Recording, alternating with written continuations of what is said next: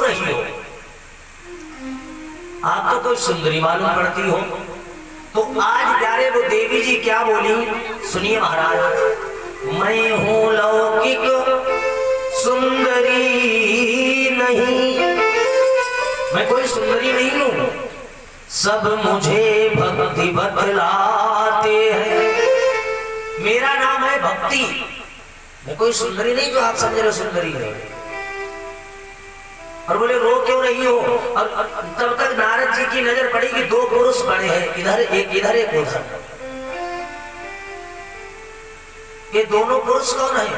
बोले ये दोनों ज्ञान वैराग रूप, ये ज्ञान और वैराग्य हैं। बोले मेरे बेटे कहलाते हैं, ये मेरे पुत्र हैं ज्ञान और वैराग्य।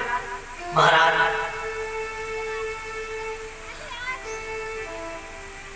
मैं जा रही हूं, मुझे इस भारतवर्ष की भूमि पर ही नहीं रहना। वो भक्ति मां कहने लगी। अरे देवर्षि नारद कहने लगे मां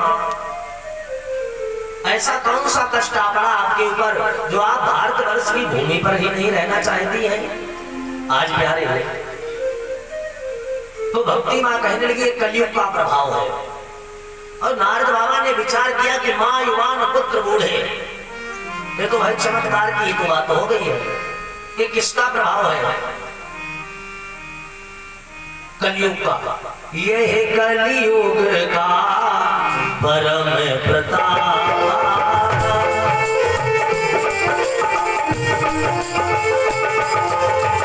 ये कलयुग का परम प्रताप।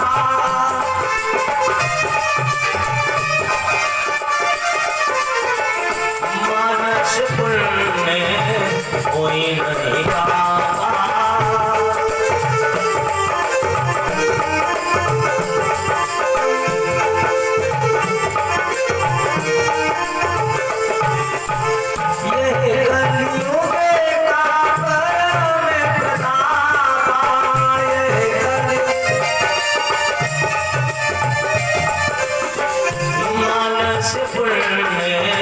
कोई नहीं जाता।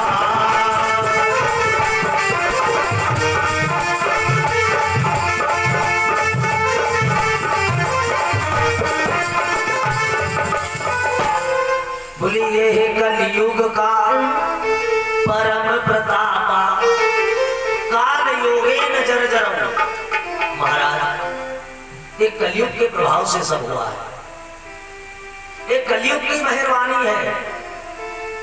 और इस कलिकाल में तो पहले तो जब हम लोग अधर्म करते थे तब अधर्म का दोष लगता था, और अब तो आप मन में अगर अधर्म की बात सोच रहे हो तो समझ लो आप पाप के भागी बन गए। पहले करने से दोष लगता था, लेकिन अब इस कलिकाल में प्यारे मन से सोचो कि चिड़िया बैठी मैंने इसको मार दिया, समझ लो चिड़िया मर गई, दोष लग गया। मानस पुण्य होए नहीं पापा, अब मन से ही सोचने से दोष लग जाता है। पहले जब करते थे तब लगता था। देवर्षि नारद दशा देख करके बोले मां आपको तो स्थान भक्तों के हृदय में मिलना चाहिए, और आप दुखी बिल्कुल मत हो, मैं आपकी सहायता करूंगा, आपके ऊपर दया करूंगा। देवर्षि नारद ने क्या किया, गीता खोलकर बैठ गए, गीता का पाठ करना प्रारंभ कर दिया। पाठ चल रहा है। कभी कभी ऐसा हो जाता है प्यारे शरीर में बीमारी लग जाए, शरीर में बीमारी लग जाए, दवा 2-4-6 लाख की हो गई, लेकिन फायदा नहीं हुआ। बहुत से लोग ऐसे मिलते कहते क्या होता है महाराज, जितना कमाया सब दवाई में लग गया। अरे प्यारे जब तक नब्ज पकड़ में नहीं आएगी तब तक दवाई का पूरा मेडिकल खा जाओ, कामयाब कुछ नहीं होगा भाई। जब तक नब्ज पकड़ में नहीं आएगी तब तक दवाई कैसे काम करेगी? बीमारी कुछ और दवा किसी और की। जब तक अब नारद बाबा की वही परिस्थिति, अब नारद बाबा गीता खोल के बैठ गए, जब तक पाठ चल रहा तब तक युवान, और जैसे पाठ बंद हुआ फिर वही परिस्थिति में बुढ़ापे में गिर जाते हैं। और बूढ़े थोड़े बहुत नहीं है, इतने कमजोर थे, एक एक हड्डी व्यक्ति जो है बिना चश्मा लगा के पूरी चेंचिस की एंट्री कर लो, इतने मोटे ताजे थे। सर के बाल ऐसे सफेद हो गए थे जैसे बगुले के बाल सफेद होते।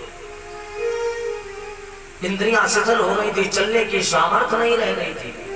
बंधुओं, उसके बाद में क्या हुआ, कभी कभी होता जब बीमारी लग जाती है, जब तक ग्लूकोज की बोतल चढ़ रही है ना, तब तक आराम, यानी जब तक दवा का असर है थोड़ा बहुत तब तक तो आराम, लेकिन रोग दूर नहीं होता है। मिटा न मानस रोग, जो रोग लगा है ज्ञान वैराग्य को, उस रोग को दूर नहीं कर पाए।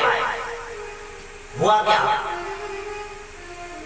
देवर्षि नारद ने सोचा इससे कुछ नहीं होगा, अब द्वादश अक्षर मंत्र ओम नमो भगवते वासुदेवाय, इस मंत्र को लेकर के बाबा नारद बैठ गए, जपने लगे माला लेकर के।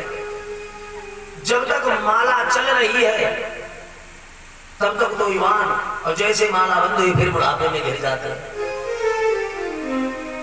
यानी नारद बाबा के पास जितने भी उपचार थे सभी का उपयोग किया, लेकिन उनके रोग को दूर नहीं कर पाए। अब बड़े चिंतित हैं देवर्षि नारद, विचार करते हैं, हे प्रभु, हे दीनानाथ, यहाँ तो इज्जत बेइज्जती की बात आ गई। मैंने आपके नाम का पाठ किया, कुरुक्षेत्र के मैदान में जो श्री मुख से भगवान की गीता निकली उसका पाठ